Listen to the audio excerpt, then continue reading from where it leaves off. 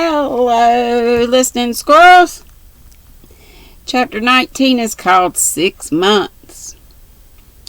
The ensuing half year seemed fuller of duties and events than any Sylvia had ever known. At first, she found it very hard to live her life alone, for inward solitude oppressed her and external trials were not wanting. Only to the few who had a right to know had the whole trouble been confided. They were discreet from family pride, if from no tenderer feeling, but getting this software update notice. I need to get that done so it'll quit coming up. But the curious world outside of that small circle was full of shrewd surmises of keen eyes for discovering domestic breaches and shrill tongues for proclaiming them. Warwick escaped suspicion, being so little known, so seldom seen, but for the usual 9 days matrons and venerable maids wagged their caps, lifted their hands, and sighed as they sipped their dish of scandal and of tea. Poor young man, I always said how it would be. She was so peculiar. My dear creature, haven't you heard that Mrs. Moore isn't happy with her husband and that he has gone abroad quite broken-hearted? Sylvia felt this deeply, but received it as her just punishment, and bore herself so meekly that public opinion soon turned to somersault, and the murmur changed to, "Poor young thing, what could she expect? My dear, I have it from the best authority that Mr. Moore has made her miserable for a year, and now left her broken-hearted." After that, the gossips took up some newer tragedy and left Mrs. Moore to mend her heart as best she could, a favor very greatly received. As Hester Prynne seemed to see some trace of her own sin in every bosom, by the glare of the scarlet letter burning on her own, so Sylvia, living in the shadow of a household grief, found herself detecting various phases of her own experience in others. She had joined that sad sisterhood called disappointed women, a larger class than many deem it to be, though there are few of us who have not seen members of it, unhappy wives, mistaken or forsaken lovers, meek souls who make life a long penance for the sins of others, gifted creatures kindled into fitful brilliancy by some inward fire that consumes but cannot warm.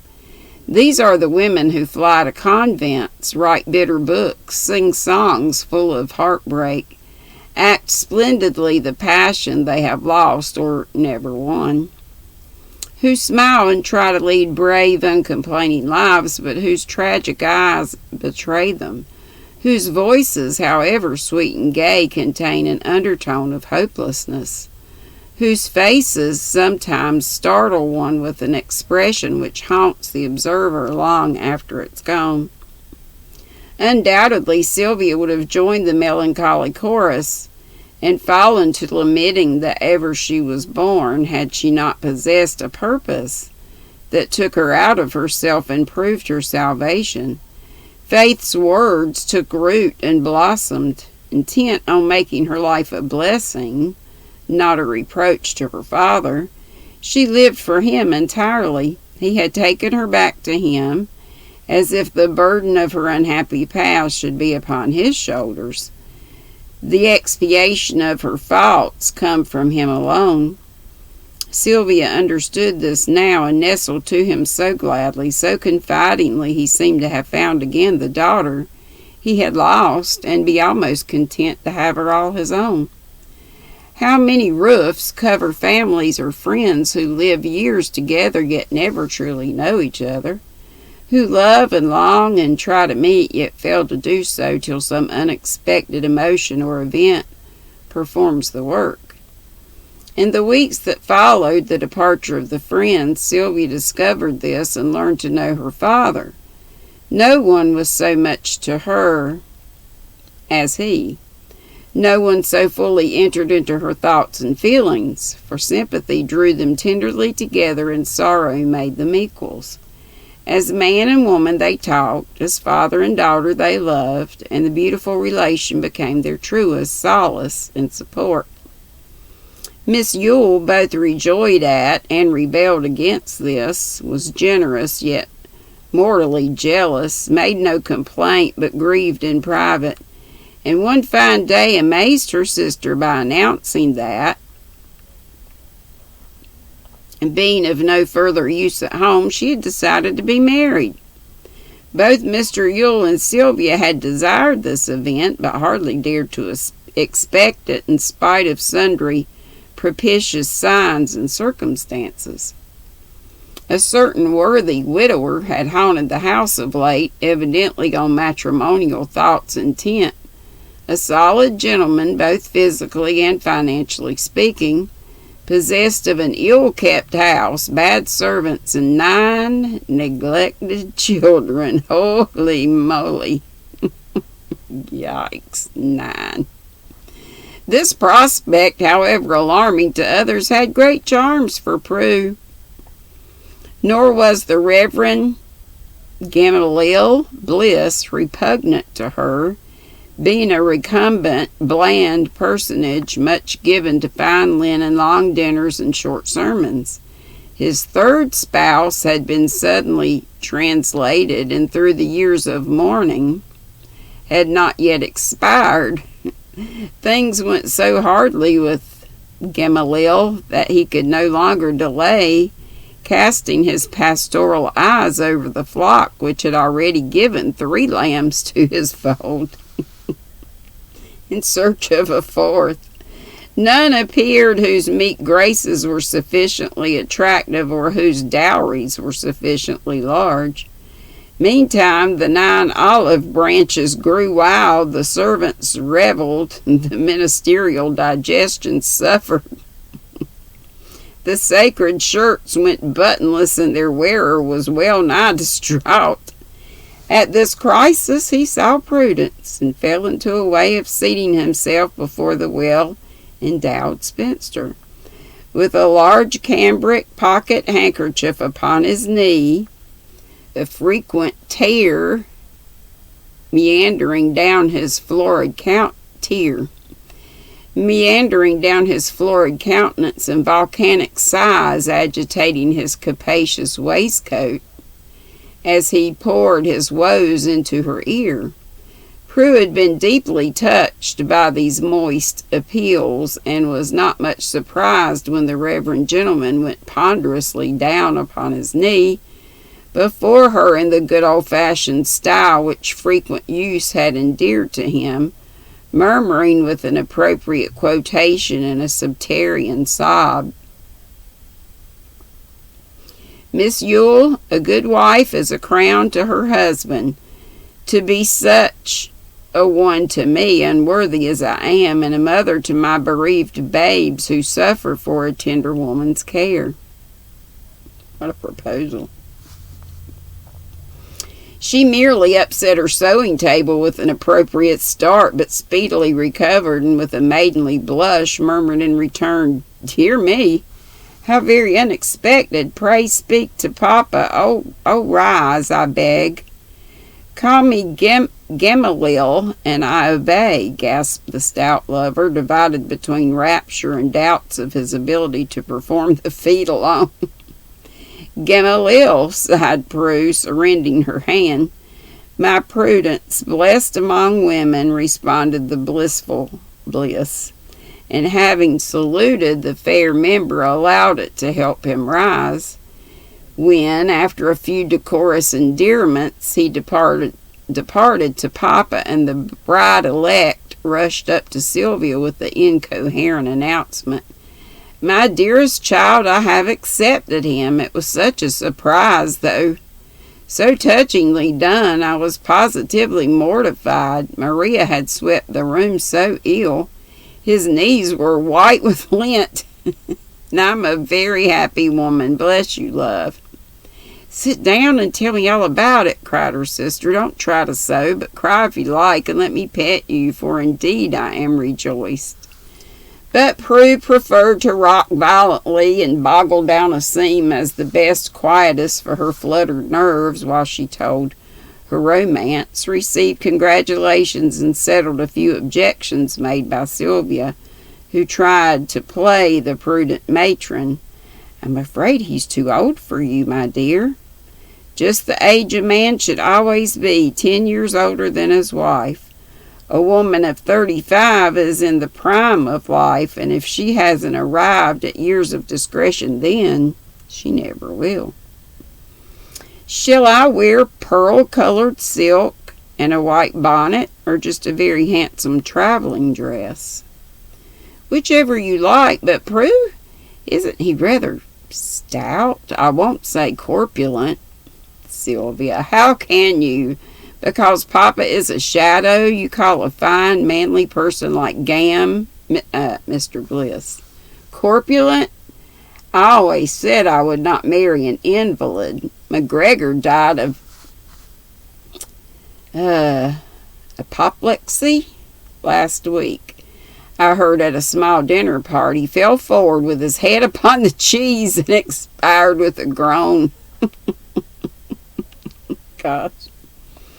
"And where can you find a more robust and healthy man than Mr. Bliss? Not a gray hair, and gout his only complaint. So aristocratic. You know I've had loads of fine old flannel, just the thing for him. Or I've loads." Sylvia commanded her countenance with difficulty and went on with her maternal inquiries. "He is a personable man, and an excellent one, I believe, yet I should rather dread the responsibility of 9 small children if I were you. They are my chief inducement to the match. Just think of the state those dears must be in, with only a young governess, and half a dozen giddy maids to see to them. I long to be among them, and named an early day because measles and scarlatina are coming round again. And only Fanny and the twins Gus and Garn have had either.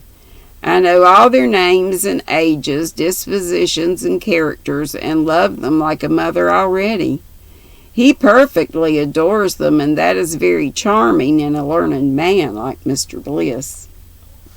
If that is your feeling, it will all go well, I have no doubt. But Prue, I don't wish to be unkind, dear. Do you quite like the idea of being the 4th Mrs. Bliss?" "Bless me, I never thought of that." "Poor man, it only shows how much he must need consolation, and proves how good a husband he must have been. No, Sylvia, I don't care a particle. I never knew those estimatable ladies, and the memory of them shall not keep me from making Gamaliel happy if I can. What he goes through now is almost beyond belief. My child, just think. The coachman drinks, the cook has tea parties whenever she likes, and supports her brother's family out of her perquisites, as she calls her barefaced thefts. The housemaids romp with the indoor man and have endless followers. 3 old maids set their caps for him, and that hussy, I must use a strong expression, that hussy of a governess makes love to him before the children. It's my duty to marry him. I shall do it and put an end to this fearful state of things." And y'all know when they say make love way back when, it might have been a hug or a kiss or something. Sylvia asked but one more question. "Now seriously, do you love him very much? Will he make you as happy as my dear old girl should be?" Prue dropped her work and, hiding her face on Sylvia's shoulder, answered with a plaintive sniff or two, and much real feeling. "Yes, my dear, I do. I tried to love him, and I did not fail. I shall be happy, for I shall be busy.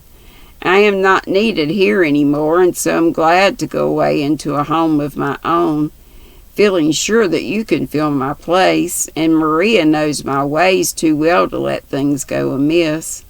Now kiss me and smooth my collar, for Papa may call me down."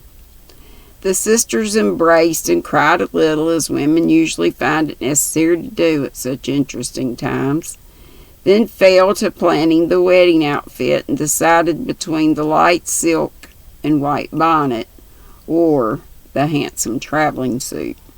Miss Yule made a great sacrifice to the proprieties by relinquishing her desire for a stately wedding, and much to Sylvia's surprise and relief, insisted that as the family was then situated, it was best to have no stir or parade, but to be married quietly at church, and slip unostentatiously out of the old life into the new.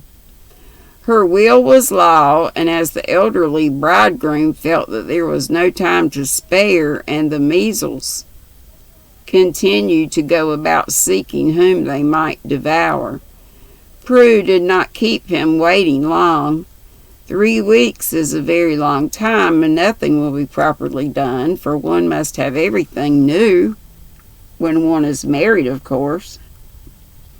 And mantua makers are but mortal women, exorbitant in their charges this season, I assure you. So be patient, Gamaliel, and spend the time in teaching my little ones to love me before I come. My dearest creature, I will, and well did the enamored gentleman perform his promise. Prue kept hers so punctually that she was married with the bastings in her wedding gown, and 24 pocket handkerchiefs still unhemmed, facts which disturbed her even during the ceremony. A quiet time throughout, and after a sober feast, a tearful farewell, Mrs. Gamaliel Bliss departed, leaving a great void behind and carrying joy to the heart of her spouse, comforting to the souls of the excited 9, destruction to the high life below stairs, and order, peace, and plenty to the realm over which she was to know a long and prosperous reign. I forgot my drink. Doggone it. Hardly had the excitement of this event subsided when another occurred, to keep Sylvia from melancholy and bring an added satisfaction to her lonely days. Across the sea there came to her a little book, bearing her name upon its title page, quaintly printed and bound in some foreign style, plain and unassuming without, but very rich within. For there she found Warwick's essays, and between each of these one of the poems from Moore's diary.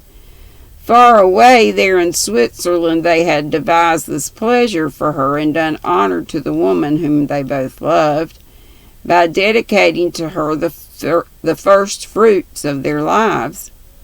Alpen Rosen was its title, and none could have better suited it in Sylvia's eyes, for to her Warwick was the Alps, and Moore the roses. Each had helped the other. Warwick's rugged prose gathered grace from Moore's poetry, and Moore's smoothly flowing lines acquired power from Warwick's prose. Each had given her his best, and very proud was Sylvia of the little book over which she pored day after day, living on and in it, eagerly collecting all praise, resenting all censures, and thinking it the one perfect volume in the world. Others felt and acknowledged its worth as well, for though fashionable libraries were not besieged by inquiries for it, and no short-lived enthusiasm welcomed it, a place was found for it on many study tables where real work was done. Innocent girls sang the songs and loved the poet, while thoughtful women, looking deeper, honored the man. Young men received the essays as brave protest against the evils of the time, and old men felt their faith and in honor and honesty revive, the wise saw great promise in it, and the most critical could not deny its beauty and its power. Early in autumn arrived a fresh delight, and Jesse's little daughter became peacemaker as well as idol. Mark forgave his enemies and swore eternal friendship with all mankind the first day of his baby's life, and when his sister brought it to him, he took both in his arms, making atonement for many hasty words and hard thoughts by the broken whisper, "I have two little Sylvias now." This wonderful being absorbed both households, from grandpapa to the disposed sovereign Tilly, deposed, not disposed. Mercy, whom Sylvia called her own and kept much with her, while Prue threatened to cause a rise in the price of stationery by the daily and copious letters full of warning and advice which she sent, feeling herself a mother in Israel among her tribe of 9, now safely carried through the Red Sea of Scarlatina. Happy faces made perpetual sunshine round the little Sylvia, but to none was she so dear a boon as to her young godmother.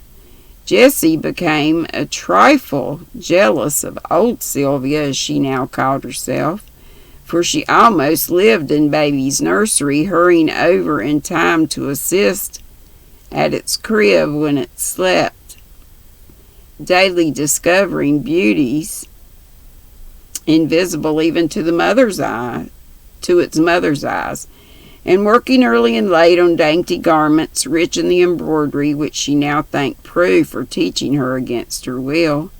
The touch of the baby's hand seemed to heal her sore heart. The sound of the baby's voice, even when most unmusical, had a soothing effect upon her nerves. The tender cares its helplessness demanded absorbed her thoughts and kept her happy in a new world, whose delight she had never known till now. From this time a restful expression replaced the patient hopelessness her face had worn before, and in the lullaby she sang the listeners caught echoes of the cheerful voice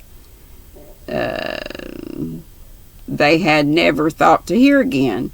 Gay she was not, but serene. Quiet was all she asked, and shunning society seemed happier to sit at home with baby and its gentle mother, with Mark now painting as if inspired, or with her father, who relinquished business and devoted himself to her. A pleasant pause seemed to have come after troublous days, a tranquil hush, in which she sat waiting for what time should bring her. But as she waited, the woman seemed to bloom more beautifully than the girl had done.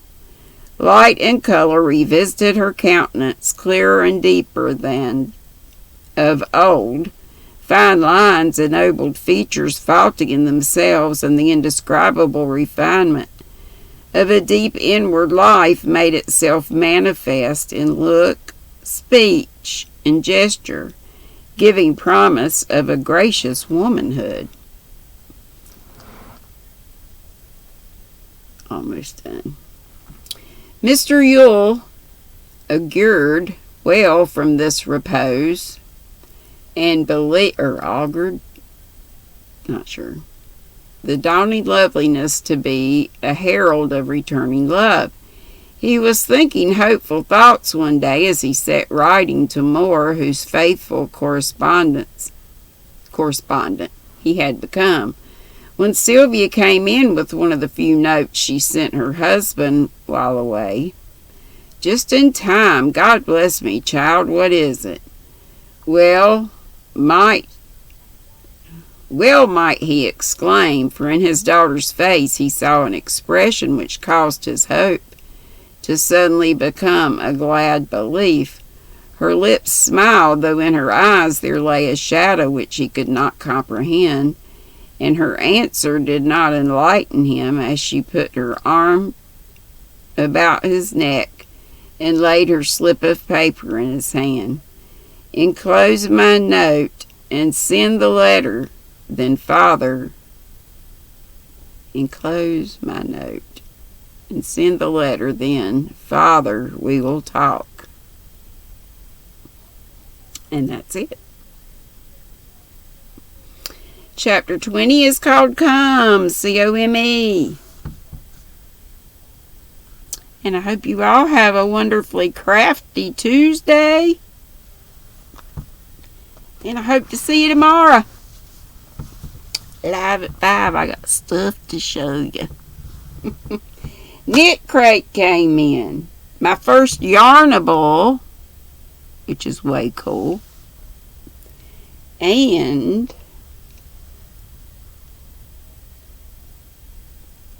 something else. A Happy Mail that I'm not going to do until after the live, I think. Alrighty. See y'all later. Love you bunches. Be sweet. Don't be ugly. Bye-bye.